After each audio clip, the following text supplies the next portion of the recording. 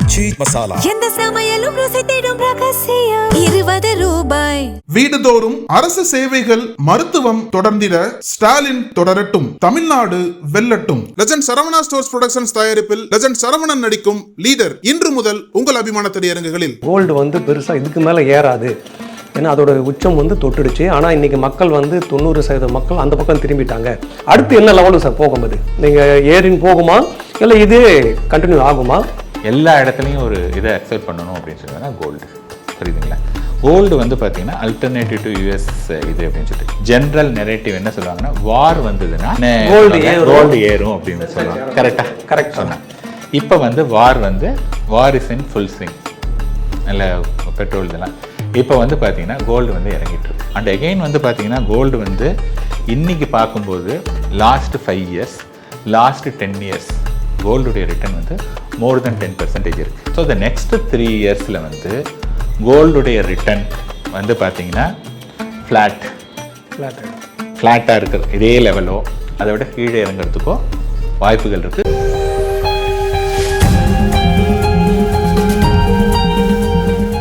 நிச்சயமா சார். இப்போ நீங்கள் சொன்னீங்க கோல்டில் இறங்கினா அவங்க ரொம்ப ஆர்வமாக போய் வாங்குறாங்க, நிலத்தில் இறங்கினா வாங்குறாங்க. ஆனால் இந்த இடத்துல மட்டும் அவங்க அந்த மாதிரி வெயிட் பண்ணுறதில்லன்னு சொன்னாங்க. ஒருவேளை இந்த 2 பொருளும் கண்ணில் பார்க்கறதுனால நம்ம வாங்கப்பட்ட நிலத்தை போய் பார்க்கலாம், கோல்டை எடுத்து பார்க்கலாம். இந்த 2ம் பார்க்கறதுனால அந்த ஒரு அட்டாச்மெண்ட் இருக்குது. இது விசிபிளே கிடையாது, பணமும் நம்ம கண்ணில் தெரிய போகிறதில்ல, ஒரு எண் மட்டும் பத்திரிக்கை ஒரு டிஜிட்டலில் தெரிய போகுது. அந்த ஒரு மனநிலையும் அவங்களுக்கு அந்த இறக்கத்தை ஒரு அச்சத்தை உண்டு பண்ணுதோ? ஒருவேளை நீண்ட வருடமாக இதில் பார்த்தே ஒரு பழக்கப்பட்டது பார்க்காம இருக்கிறது ஒரு அச்சத்தை உண்டு பண்ணுமோ? கரெக்ட், கண்டிப்பாக சார். அதாவது மியூச்சுவல் ஃபண்ட் என்ன சொல்லுவாங்கன்னா, மியூச்சுவல் ஃபண்ட் ஆர் இன்சூரன்ஸ். இப்போ இன்சூரன்ஸில் ஒருத்தர் போடுறீங்க, நம்ம என்ன சொல்கிறோம் சார், அது 1 கோடி ரூபா பாலிசி, நீங்கள் இறந்து போனால் உங்களுக்கு 1 crore அப்படின்னு தான் இருந்ததுன்னா எப்போ அதை ரியலைஸ் பண்ண முடியும்? ஒருத்தர் இறந்து போய் அந்த ஃபேமிலிக்கு வந்தால் தான் கிடைக்கும். This is called concept selling அப்படின்னு சொல்லுவாங்க. ஸோ இது என்னென்னா, நீங்கள் you cannot touch and feel. இப்போ தங்கத்தை நான் வாங்கினேன்னு வச்சுங்களேன், ஒரு விமன் தங்கத்தை வாங்கினாங்கன்னா அதை அவங்க ஜஸ்ட்டு டச் பண்ணி ஃபீல் பண்ணிக்கலாம், ஆர் அவங்க வேர் பண்ணிக்கலாம், இது எல்லாமே பண்ணலாம். ஒரு நிலத்தை பார்த்தீங்க அப்படின்னதுன்னா, ஒரு அப்பார்ட்மெண்ட் மாதிரி வாங்கினீங்கன்னா நீங்கள் அதில் வசிக்கலாம், அல்லது ஒரு பெரிய இதாக இருந்தாலும் அங்கே போய் ஒரு ஃபோட்டோ எடுத்துகிட்டு அங்கே போய் ஏதோ நீங்கள் அதை ஸ்பெண்ட் பண்ணலாம். அது பார்த்தீங்கன்னா these are all emotional. So whenever investment it is connected emotionally, எமோஷ்னலாக உங்களுக்கு கனெக்ட் ஆச்சு அப்படின்னு சொன்னதாக இருந்ததுன்னா அந்த பாண்டிங் நிறைய வந்துடும். அப்போ நம்ம அதுலேருந்து யாரும் வெளியில் வரமாட்டாங்க. இப்போ ஒன்றும் இல்லை, சிம்பிள். இப்போ தங்கத்தை பொறுத்த வரையும் லாஸ்ட்டு 1.5 இயர்ஸில் ஆல்மோஸ்ட் 100% ரேலி ஆயிருக்கு. ஸோ யாரெல்லாம் ஒரு 8000 7000க்குள்ளே தங்கத்தை வாங்கியிருந்தாங்கன்னா 8000 வில் பிகம் 16000. அந்த 16000 வந்திருந்த போது அட்லீஸ்ட், ஏன்னா 1.5 வருஷத்தில் 100%லாம் அன்ஹெர்ட் ஆஃப், அதெல்லாம் நடந்ததே கிடையாது, ரொம்ப ரேர். அந்த மாதிரி இருக்கும்போது நீங்கள் நான் எமோஷ்னலாக இருந்தால் என்ன பண்ணணும்? சப்போஸ் நீங்கள் ஒரு 100 கிராம் தங்கம் வச்சுருந்தீங்கன்னா ஒரு 50 கிராம் தங்கத்தையாவது 16800 விட்டுடுங்க, அட்லீஸ்ட் 16000த்துலையாவது அதை விற்றுருக்கணும், சேல் பண்ணியிருக்கணும். ஓகே, அது அவங்க விற்கலை. இன்றைக்கி 14500, நாளைக்கு இது இன்னும் கீழே போகிறதுக்கான வாய்ப்புகள் நிறைய இருக்குது. நான் இந்த அமௌண்ட், இந்த நம்பர்னு சொல்ல நிறைய சான்சஸ் நிறைய கீழே வரதுக்கு. சப்போஸ் இப்போ என்ன ஆச்சுன்னா 16 போச்சு, 14000, நாளைக்கு 10000 8000 அந்த மாதிரி கீழே வருதுன்னு வச்சுங்களேன். அப்போ என்ன ஆச்சுன்னா மேலே போச்சு, கீழே வரும்போது அவங்க எதையுமே பண்ணல. ஒன்லி திங் ஓகே விலை ஏறி இருக்குது அப்படிங்கிற மாதிரி ஃபீல் பண்ணுறாங்க. அதே மாதிரி ஒரு நிலத்தையும் வாங்கினாங்க அப்படின்னதுன்னா, நான் ஓகே ஒரு நிலம் நான் 20 லட்சம் ரூபாய்க்கு ஒரு பிளாட் வாங்கினேன், இன்றைக்கி இது 50 லட்ச ரூபா 60 லட்ச ரூபா அப்படிங்கிற மாதிரி ஒரு ஃபீலிங் இருக்குது. ஸோ இப்போ என்ன நம்ம புரிஞ்சுக்கணும் அப்படின்னதுன்னா, ரியல் வெல்த்து அல்லது ரியல் கெயின்ங்கிறது என்னென்னா, அதை நீங்கள் செல் பண்ணி அதுலேருந்து வரக்கூடிய மணியை எடுத்தால் தான் ரியல் வெல்த்.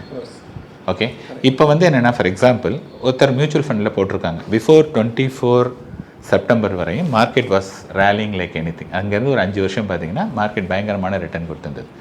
அந்த பீரியடில் மியூச்சுவல் ஃபண்ட் இதில் இன்வெஸ்ட் பண்ணியிருக்கிறவங்க என்ன ஃபீல் பண்ணுவாங்கன்னா, ஓகேப்பா நான் ஒரு 20 லட்சம் தான் போட்டேன், இது 60 லட்ச ரூபா ஆகிடுச்சு, நான் ரொம்ப நாளாக நான் வீடு வாங்கணுன்னு இருந்தேன், அதுக்கு நான் ஃபுல் கேஷை கொடுக்குறேன், இல்லை 50% கேஷ் கொடுக்குறேன், அல்லது ஒரு கார் வாங்கணும்னு நினைக்கிறேன், ஏதோ ஒரு விஷயத்தை அதை எடுத்து அவங்க யூஸ் பண்ணுவாங்க. ஏன்னாங்க எமோஷன் கிடையாது. அண்டு ஒரு இன்வெஸ்ட்மெண்ட்டில் கிடைச்ச ஒரு ரிட்டனை அவங்களுடைய தேவைகளை பூர்த்தி பண்ணுறதுக்கான வாய்ப்புகள் நிறைய இருக்குது உங்களுக்கு இந்த மாதிரி நான் எமோஷ்னலில். But when it comes to real எஸ்டேட்டோ கோல்டோ, எத்தனை பேர் நான் கேள்விப்பட்ட வரையும் யாருமே ஆர் வெரி ஃபியூ பீப்புள் என்கிட்ட வந்து ஒரு 200 பவுண்ட் நகை இருக்குது, என் பொண்ணு வந்து டாக்டர் படிக்கணும்னு ஆசைப்படுறா, அதனால் அதில் வந்து ஒரு 100 பவுனை விற்று நான் அவளை வந்து படிக்க வைக்க போகிறேன் அப்படின்னு எனக்கு தெரிஞ்சு யாரும் சொல்லலை. ப்ராப்ளம் என்ன பண்ணுவாங்கன்னா, அந்த 100 பவுனை வந்து ஏதோ கொஞ்சம் கம்மியாக படிக்க வச்சுட்டு கல்யாணத்தை நம்ம விமர்சனையாக நடத்தலாம், அதுக்கு இந்த 100 பவுனை யூஸ் பண்ணலான்னு நினைப்பாங்களே ஒழிய அதை வச்சு யாரும் பண்ண போகிறதில்ல. ஆர் இப்போ ஃபார் எக்ஸாம்பிள் ஒரு ரியல் எஸ்டேட் இருக்குது, இந்த ரியல் எஸ்டேட்டை விற்று என் பையனை படிக்க வைக்கலாம் அப்படிங்கிறதும் ரொம்ப ரேர். அண்ட் ஈவன் நீங்கள் அது போனீங்கன்னா கூட அட்லீஸ்ட் கோல்டுக்காவது வந்து என்ன ரேட்டோ மோரார்லெஸ் அந்த ரேட் கிடைக்கும். ரியல் எஸ்டேட்டை பொறுத்தவரை நீங்கள் போய் மார்க்கெட்டில் விற்கிறீங்க அப்படின்னதுன்னா, இன்றைக்கி மார்க்கெட் ரேட் 100 ரூபா அப்படின்னு பேசிகிட்டு இருந்தாங்க அப்படின்னதுன்னா 70 ரூபா கொடுத்தா மட்டும்தான் அன்றைக்கே அதை வந்து சேல் பண்ண முடியும். நீங்கள் 100 ரூபா கேட்குறீங்க, 90 ரூபா கேட்டிங்கன்னா அது வந்து சேலே நடக்காது. Probably 2 years down the line நடக்கும்.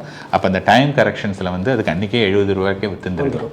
அந்த மாதிரி தான் அது இருக்கும். ஸோ நான் என்ன சொல்ல வரேன் அப்படின்னதுன்னா, இன்வெஸ்ட்மெண்ட்டை பொறுத்தவரை நீங்கள் கோல்டோ ரியல் எஸ்டேட்டோ எதில் வேணாலும் நீங்கள் பண்ணுங்கள், அதெல்லாம் it is your choice. But the point வந்து என்னென்னா, உங்களுக்கு வந்து பணம் தேவைப்படும் போது எமோஷ்னலாக இல்லாமல் எனக்கு ஒரு தேவை இருக்குது அப்படின்னா அந்த தேவையை பூர்த்தி பண்ணணும் அப்படின்னு சொன்னதுன்னா அதை வந்து விற்கிறதுக்கு நீங்கள் வந்து எஸ்டேட்டே பண்ணக்கூடாது. அந்த மாதிரி எஸ்டேட் பண்ணாமல் இருக்கக்கூடிய ஒரே இன்வெஸ்ட்மெண்ட்டு என்னை பொறுத்தவரை மியூச்சுவல் ஃபண்டு தான், not gold and real estate. நிச்சயம் சார். ஏற்கனவே ஒரு கோல்டை பற்றி சொல்லியிருந்தீங்க, ஒரு மீட்டிங்களோட சொன்னீங்க கோல்டு வந்து பெருசாக இதுக்கு மேலே ஏறாது, ஏன்னா அதோட உச்சம் வந்து தொட்டுடுச்சு. ஆனால் இன்றைக்கி மக்கள் வந்து 90% மக்கள் அந்த பக்கம் திரும்பிட்டாங்க. கோல்டு வாங்கலைன்னா நம்ம மிஸ் பண்ணிவிடும், அதை form of fear of missing out மாதிரி போயினே இருக்காங்க. நீங்கள் சொன்ன மாதிரி அந்த 1 லட்சத்துலேருந்து பெருசாக அது மூவ்மெண்ட் குறைஞ்சது, திருப்பி டவுன் சைடு வருது. அது ஆனாலும் இன்னும் வாங்குறவங்க வாங்கிட்டு தான் இருக்காங்க, அந்த ரேட்டை பற்றி கவலைப்படலை. அடுத்து என்ன லெவலுக்கு சார் போகும்போது நீங்கள் ஏறின் போகுமா இல்லை இது கண்டினியூ ஆகுமா சார்? இப்போ ஆக்சுவலி என்னென்னா ஒரு விஷயம், நான் வந்து லாஸ்ட் பிப்ரவரியில் வந்து கோல்டு வாஸ் அரௌண்ட் 8000 லெவலில் இருந்தபோது ஒரு இது மாதிரி ஒரு இன்டர்வியூவில் நான் சொன்னேன், கோல்டு வந்து 10,000 போகிறதுக்கான சான்ஸ் இல்லை அப்படின்னு நான் சொன்னேன். அதெல்லாம் பிடிச்சிக்கிட்டாங்க. இவர் தானே உடனே கமெண்ட் போடுவாங்க, இவர் தான் கோல்டு 10,000 போகாதுன்னு சொன்னார், அதனால தான் நான் வந்து இன்வெஸ்டே பண்ணலை. என்னமோ நான் சொல்கிறதெல்லாம் கேட்குற மாதிரி, நான் சொல்லலை, நான் வந்து மிஸ் பண்ணிட்டேன், இவர் வந்து ஃப்ராடு அல்லது இவர் சொல்லதை கேட்காதீங்க, இது வந்து ஒரு இது மாதிரி. ஸோ கமெண்ட் யார் வேணாலும் இது பண்ணலாம். ஸோ த பாயிண்ட் வந்து என்ன அப்படின்னு சொன்னதாக இருந்ததுன்னா, வாட் இஸ் கோல்டு? இப்போ கோல்டு அப்படிங்கிறது வந்து ஒரு கமாடிட்டி, புரியுதுங்களா? இன்றைக்கி வந்து என்ன சொல்கிறாங்கன்னா, கோல்டை வந்து நம்ம என்ன பண்ணுறோம் அப்படின்னதுன்னா, gold is a global currency அப்படின்னு சொல்கிறோம். ஸோ எந்த இதை வந்து இப்போ நீங்கள் இந்தியாவுடைய ரூபாய், இப்போ நிறைய கண்ட்ரியில் வந்து இந்தியன் ருப்பிலாம் வந்து அக்செப்ட் பண்ண ஆரம்பிச்சிருக்காங்க. பட் வந்து என்னென்னா, இந்த ரூபாயை எடுத்துகிட்டு வேறு ஒரு கண்ட்ரிக்கு போனீங்க அப்படின்னு சொன்னதாக இருந்ததுன்னா யாருமே இந்த காசை வாங்க மாட்டாங்க, புரியுதுங்களா? ஆனால் எந்த கரன்சியை எல்லோரும் வாங்குவாங்கன்னா US டாலர் வாங்குவாங்க. So everybody is long US டாலர்னால் அப்படியே பயங்கரமாக ஒரு அவ்வளோ ஒரு க்ரேஸோ எல்லாம் வாங்குவாங்க. ஸோ US டாலர் வந்து பார்த்திங்கன்னா it is widely accepted currency. அதுக்கடுத்து எல்லா இடத்துலையும் ஒரு இதை அக்செப்ட் பண்ணணும் அப்படின்னு சொன்னதுன்னா கோல்டு, புரியுதுங்களா? கோல்டு வந்து பார்த்திங்கன்னா அல்டர்னேட்டிவ் டு US இது அப்படின்னு சொல்லிட்டு இப்போ வந்து என்ன நடந்துகிட்ருக்கு அப்படின்னு சொன்னதாக இருந்ததுன்னா, நிறைய கண்ட்ரி வந்து டாலருடைய இம்பார்ட்டன்ஸ் அல்லது ஒரு ப்ராமினன்ஸ் அதை வந்து நம்ம கம்மி பண்ணணும் அப்படின்ட்டு நினைக்கிறாங்க. இப்போ ஒரு ஏற்கனவே ஒரு லீடர் யாராவது ஒருத்தர் வந்து கம்மியாக பண்ணணும்னா நம்ம ஆப்வியஸ்லி அடுத்து யார் இருக்காங்களோ அவங்கள வந்து தூக்கணும், கரெக்டாக? அல்லது இவங்களை அமுக்கினாங்களே அவங்க வந்துடுவாங்க, கரெக்டாக? இதுதான் வந்து சிச்சுவேஷன்.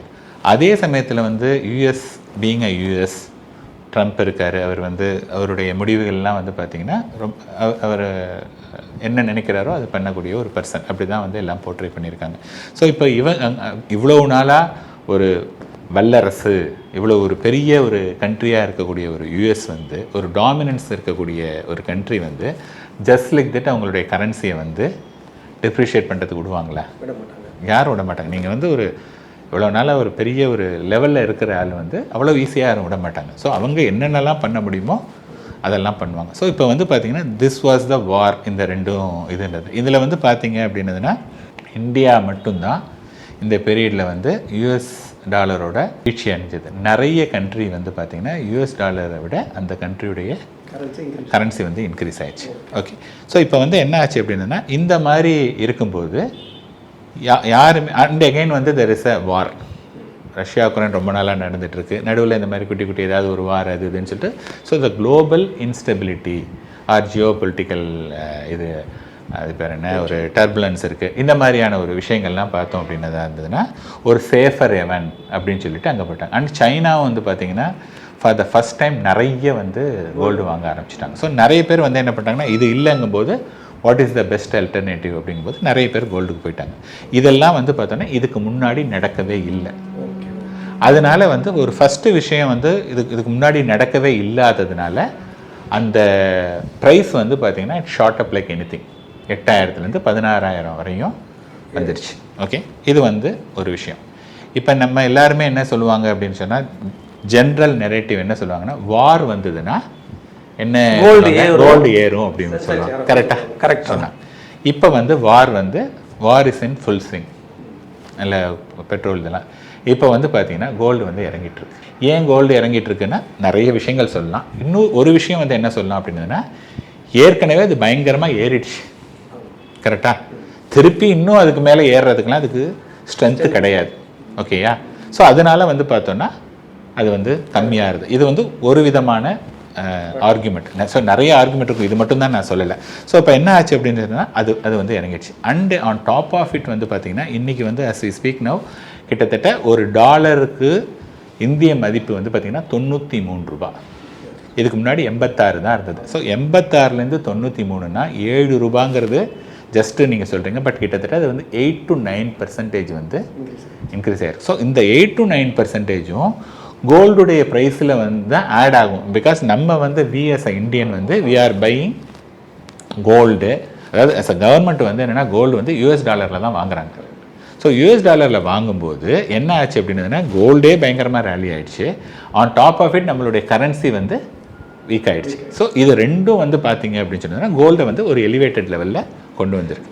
நீங்கள் கோ பேக் அண்ட் செக். அதாவது என்னென்னா கோல்டுடைய ப்ரைஸ் வந்து கோவிட்லேருந்து ஒரு 1 இயருக்கு வந்து பார்த்திங்கன்னா நல்ல கோல்டு ப்ரைஸ் ஆச்சு. அதுக்கப்புறமா வந்து ஒரு 2 இயர்ஸ்க்கு கோல்டு வந்து கிட்டத்தட்ட 25% வரையும் கீழே இறங்கினது. பட் அதெல்லாம் நமக்கு தெரியாது. ஏன்னா நம்மளை பொறுத்த வரையும் எது இப்போ ரீசெண்டாக நடக்குதோ அது மட்டும்தான் நம்மளுடைய மனசில் வந்து பசுமையாக இருக்கும். அதுக்கு முன்னாடி இருக்கிறதெல்லாம் வந்து மைண்ட் வந்து காமன் மைண்ட் அதெல்லாம் யோசிக்க தெரியாது, அதெல்லாம் பார்க்கவும் மாட்டோம். இது வந்து இருக்கக்கூடிய ஒரு விஷயம். ஸோ இப்போ என்னை பொறுத்த வரைக்கும் நான் எப்படி பார்க்குறேன் அப்படின்னா ஐ டோன்ட் வாண்ட் டு இவ்வளோ ரூபா அவ்வளோ ரூபாலாம் நான் வந்து சொல்லலை. என்னை பொறுத்த வரையும் $92 $93 இந்த இது வந்து ருப்பி இப்படியே ஃபர்தராக வீக்கன் ஆகிட்டே இருக்காது. Rupee has to come back. திருப்பி கீழே ருப்பி வந்து ஸ்ட்ரென்த்தன் ஆகணும். ஸோ ருப்பி ஸ்ட்ரென்த்தன் ஆகணும் அப்படின்னு சொன்னால் 90க்கு கீழே 85 80 வரணும். பட் அது வந்து 3 months 6 months 1 year I don't know. But வந்து எவென்ச்சுவலி ருப்பி வந்து ஸ்ட்ரென்த்தன் ஆகணும். This is number 1. நம்பர் 2 வந்து பார்த்திங்க அப்படின்னா இன்டர்நேஷ்னல் மார்க்கெட்டில் எப்போதுமே மார்க்கெட்டில் வந்து பார்த்திங்கன்னா இப்போ ஒரு சாக்கு மூட்டை இருக்குதுன்னு வச்சுங்களேன், அதில் ஒரு நெல் இருக்குது. நெல்லை வந்து அப்படியே ஃபுல், அதாவது அந்த சாக்கு மூட்டை வந்து ஒரு 100 கிலோ கொள்ளணும்னு வச்சுங்களேன். இப்போ நீங்கள் வந்து என்ன பண்ணுறீங்கன்னா அப்படியே நெல்லை அப்படியே ஃபுல்லாக போட்டிங்க அப்படின்னு சொன்னதுன்னா அது 100 கொள்ளாது, ஒரு 95 அவ்வளோதான் கொள்ளும். அதில் 100 கொல்லணுன்னா அதை நீங்கள் அப்படியே ஷேக் பண்ணி அது மாதிரி ஒரு இது பண்ணால் தான் வந்து போகும். ஸோ மார்க்கெட் வந்து பார்த்திங்கன்னா ஒரு $3,000 $2,500 கண்டினியூஸாக $5,600 வரையும் ஏறிடுச்சு. ஓகே, கண்டிப்பாக ஈவன் ஸ்டாக் மார்க்கெட்லேயுமே அவ்வளோ தூரம் வித்தவுட் இது போனதுன்னா திருப்பி கீழே இறங்கி அதுக்கப்புறமா கொஞ்சம் நாள் கழிச்சு தான் அது ஏறணும். ஸோ பாயிண்ட் வந்து என்னென்னா டெஃபினட்டாக கோல்டு வந்து கீழே வரதுக்கான வாய்ப்புகள் இருக்குது. எதை எப்படி சொல்கிறேன்னா நான் ஜோசியெல்லாம் சொல்லலை. ஐ எம் கன்சிடரிங் கோல்டுடைய லாஸ்ட் 30-40 இயர்ஸுடைய ரேலி அதோடைய பர்ஃபார்மன்ஸ் எல்லாம் வந்து பார்த்திங்கன்னா அதுதான் வந்து இருக்குது. ஸோ அந்த மாதிரி இருக்கும்போது வரணும். அண்ட் எகெயின் வந்து பார்த்திங்கன்னா கோல்டு வந்து இன்றைக்கி பார்க்கும்போது லாஸ்ட் 5 years லாஸ்ட் 10 years கோல்டுடைய ரிட்டர்ன் வந்து மோர் தென் 10% இருக்குது. ஸோ எப்போதுமே கோல்டு வந்து லெஸ் தென் 10% ஆர் மேக்ஸிமம் ஒரு 10% தொடுமை ஒழிய 10%, அதாவது மேக்ஸிமம் ஹையஸ்ட் சிங்கிள் டிஜிட் தான் கோல்டு ரிட்டர்ன் கொடுத்துருக்கே ஒழிய ஹிஸ்ட்ரியில் 10 20 30 40 50 வருஷத்துலாம் 8 to 9% தான் கொடுத்துருக்கு. இந்த ஒரு லாஸ்ட் 5-10 இயர்ஸில் வந்து பார்த்திங்கன்னா அது வந்து ஒரு 13 14 15% வரையும் கொடுத்துருக்கு. அந்த 15-10% கீழே வந்தாகணும். ரிவர்ஷன் டு மீன் அப்படின்னு சொல்லுவாங்க. அது வந்து வரும்போது என்னென்னா ஆப்வியஸ்லி ஸோ 1 year 2 years 3 yearsல ஸோ த நெக்ஸ்ட் 3 yearsல வந்து கோல்டுடைய ரிட்டர்ன் வந்து பார்த்திங்கன்னா ஃப்ளாட் ஃப்ளாட்டாக இருக்கிற இதே லெவலோ அதை விட கீழே இறங்குறதுக்கோ வாய்ப்புகள் இருக்குது பேஸ்ட் ஆன் த இது. புரியுதுங்களா? ஸோ நான் வியூவர்ஸ்கிட்ட சொல்கிறேன், இதை பார்த்துட்டு உடனே என்னால் தான் கோல்டு வாங்கலை இதெல்லாம் சொல்ல, இது வந்து என்னுடைய கருத்து. கோல்டு வாங்குறதும் வாங்காதும் உங்களுடைய விருப்பம்.